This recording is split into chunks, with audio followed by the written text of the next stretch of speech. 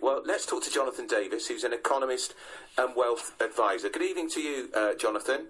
Hi, Andrew. What do you... I mean, it's a very small increase, but for some people, it's going to cause some economic hardship, I imagine.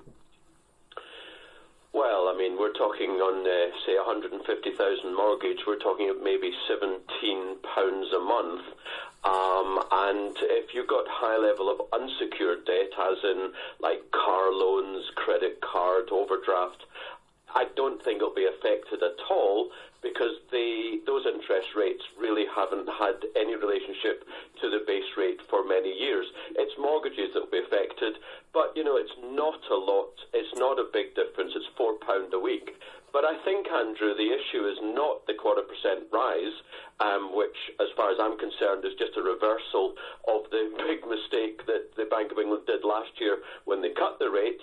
I think the issue is that global inflation is probably embedded, and we're likely to see higher and higher inflation long term, which means higher and higher interest rates long term. So why do you say global inflation is embedded? Why is inflation creeping up? Well, central banks, Bank of England, Federal Reserve in the US, Bank of Japan, you name it, they've kept interest rates, European Central Bank, too low for too long. So we see commodity prices such as oil, which is the biggest input to inflation that there is, double in price over the last year and a half. And irrespective of what it may do over weeks or a couple of months, the trend is up. Oil was $26 a barrel in March of 16. It's now in the mid-50s. I can see it going into the 70s. Thus, in terms of UK inflation, we're currently at, 3 or 4%. I can see us going up to 5 or 6% over the next year or two. That means higher interest rates. And then long term, given the vast amount of money printing that central banks have done to bail out their friends, the bankers, and by the way, I'm a capitalist, this has really negatively affected currencies. Thus, when you have to buy stuff, they cost more. You have to spend more of your currency to buy stuff. That's why I say global inflation is likely embedded. So they've crept up to 0.5%. So you're suggesting, Jonathan, that they're going to go up higher and higher. How far do you expect interest rates to go up?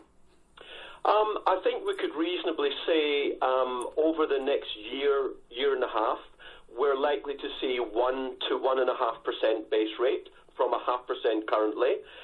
Again, in the long-term scheme of things, some people will be saying, oh, that's tiny. My mortgage was 15% 30 years ago. Yeah. Well, of course, the thing is, they borrowed a fifth of what the young people are borrowing today. So, you know, I do take with a massive pinch of salt when people say my mortgage was 15%. They only borrowed £30,000 or £40,000.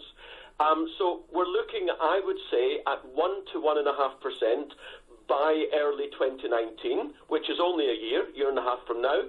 And then 3 or 4 or 5 years, we're likely to be looking at 3 to 6% interest rates on the basis that I believe we're likely to have 5 to 10% inflation.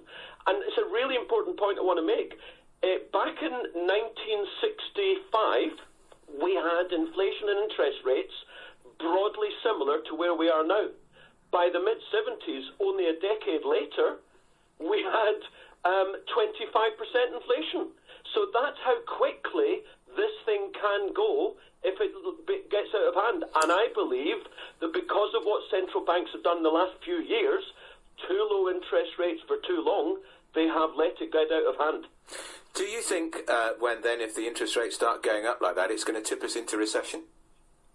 I think if anything were to cause a recession, actually, yes, higher and higher interest rates is the most likely candidate. There are lots of strengths in the global economy. Of that, there's no question. The main one being China investing literally hundreds, if not thousands, of billions of dollars across the world. So there are good things happening in the economy. But yes, the one thing that is likely to derail, whether it's 6, 12, 18, 24 months down the line, it's going to be interest rates. And how does that affect the average family? Somebody who's got a mortgage, if they go up to 5 or 6%, if they go up to 1.5%, then maybe 2%. If you talked about the figure of 150,000 mortgage, the interest rate increase will increase the mortgage by £17. This is going to be more like a £50 or £60 increase, is it? Well, yeah, I mean, if you work on the basis of the average 25-year mortgage, 0.25% is roughly £15 to £20 a month. So 1% is £60 to £80 a month. That's the way you could reasonably look at it for 150,000. Of course, some people have got 300, 500, 600,000 pound mortgages. So, you know, they better make sure that they keep their income.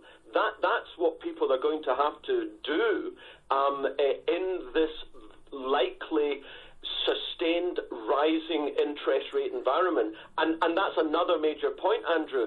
We've had nearly 40 years now of falling interest rates, falling inflation. It seems likely that that big picture is now changing, and we're moving to rising inflation and rising interest rates in the long term.